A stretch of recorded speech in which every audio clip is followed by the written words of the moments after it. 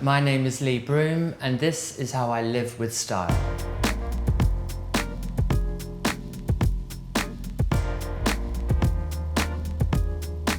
This space is the atrium in the apartment which I share with my partner.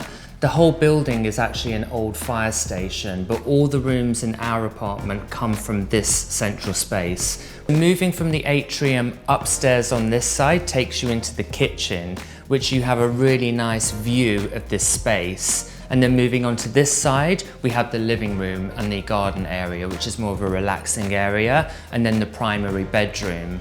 And when we got the apartment, what I wanted to do was open up all the walls, which were sort of covering and demarcating these areas so that you would get natural light flooding from the kitchen all the way into the atrium, from the skylight above, and then into the garden area. We've had many parties in this apartment. We've been here quite a long time, nearly 20 years. And one of the really great things about this space is because of all the levels and the different balconies, everybody is spread around and everybody gets a really good view of each other.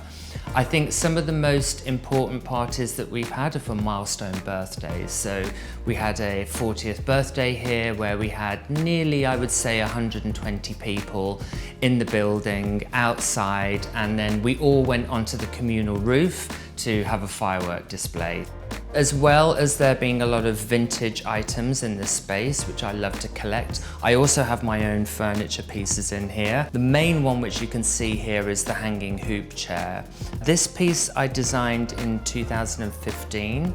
I had an original 1960s bubble chair here which broke, and then my partner said you should design your own version of a swinging chair, and then that's how this came about specifically for this apartment. But it really came into its own in 2020, which was when Beyonce used it for her film Black is King, and there's a really fantastic video of her and Blue Ivy both swinging around in this piece. And then she loved it so much that she decided to buy the piece. So after that, it became the Beyonce chair.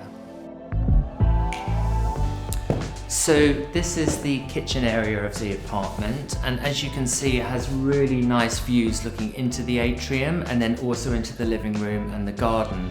And actually, when we moved into this space, this area was completely covered. We removed the walls and then we revealed these fantastic beams, which are an original part of the building, which used to be a fire station dating back to the 1800s, when there'd be horse-drawn carriages rather than actual vehicles. For me, when I'm incorporating lighting into my home, I like to zone the areas. So having pendant lighting above a dining table, then maybe having something larger closer to the ceiling above a kitchen island unit.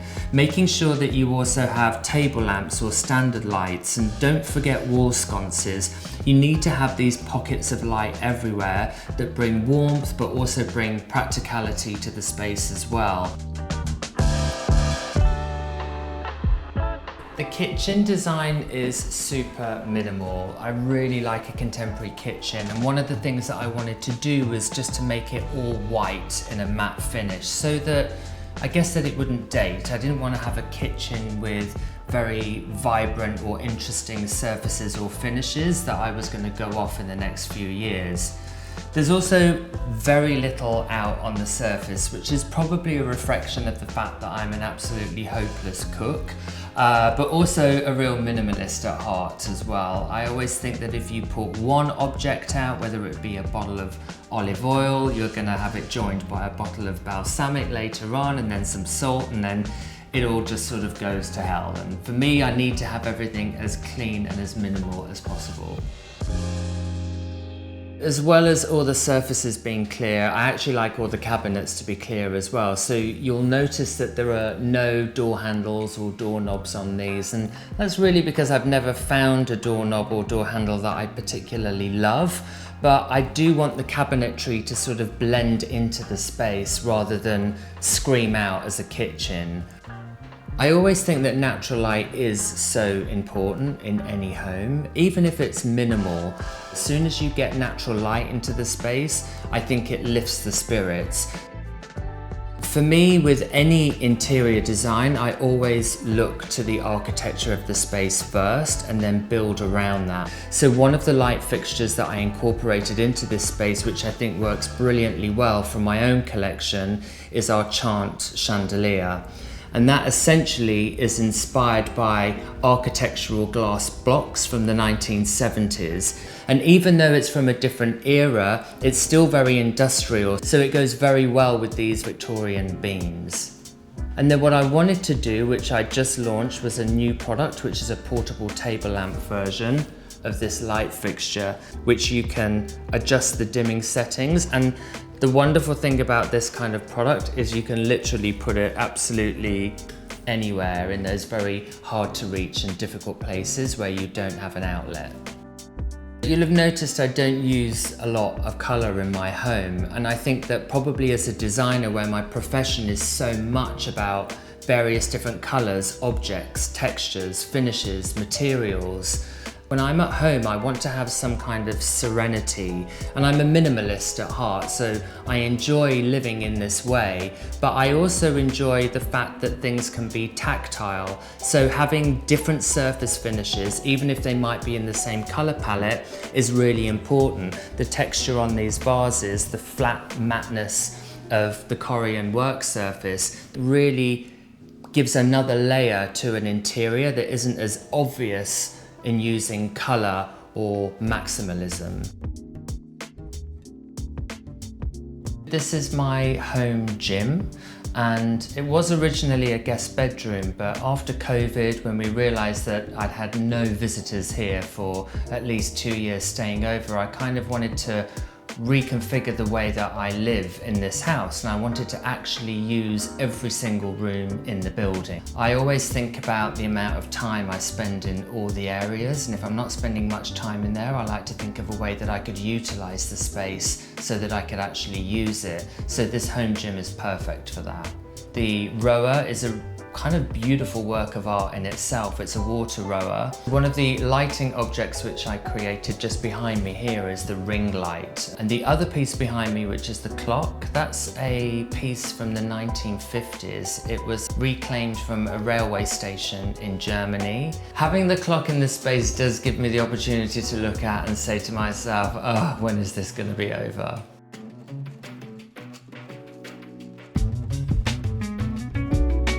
This room, which is our cocktail bar and cinema room, is hidden behind a mirror. You push the mirror, walk through, and then you discover this whole other world. When you have a space like this that has no windows or no natural daylight, it's sort of very limiting on what you can do. It doesn't want to be a bedroom, so the perfect solution for me was to create a speakeasy cocktail bar with a cinema lounge. We've had a lot of fun times in here. You can have drinks upstairs or in the garden, dinner in the kitchen overlooking the atrium, and then this is the perfect place for after dinner cocktails and sometimes dancing as well. And it's kind of soundproof because we're underground here, so nobody can hear what we get up to.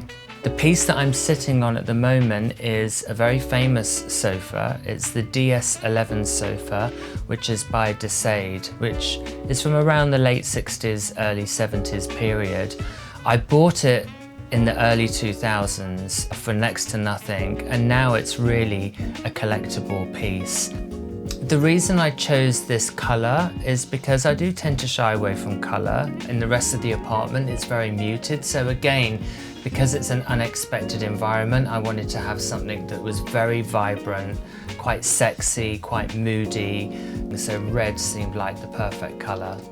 As well as being a cocktail bar, which is of course of utmost importance to this room, we also use it as a cinema room as well. So I don't watch a lot of TV, but we tend to come down here and watch movies, and it's just very comfortable to be in this environment, and you really do get the cinema experience. And this is where we have our screen.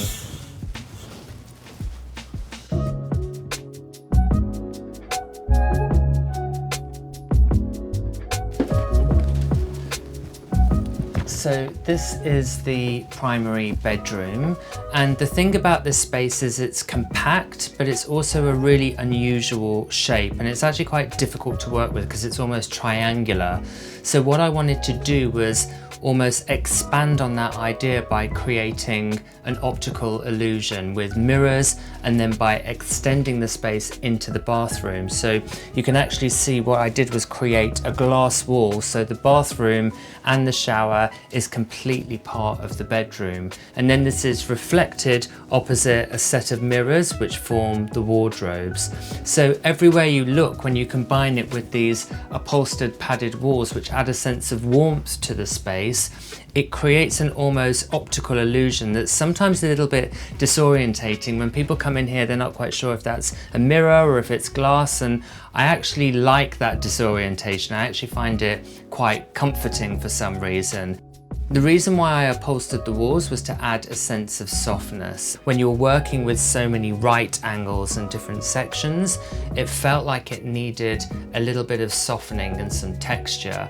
And after using many wall coverings and also some very thin padding, I actually went for a very kind of sumptuous velvet padding here. So it kind of gives a sense of being cocooned almost. It also helps absorb the noise, which is really important in a bedroom as well, to have quiet. The shower being so exposed, it's me, my partner using the shower.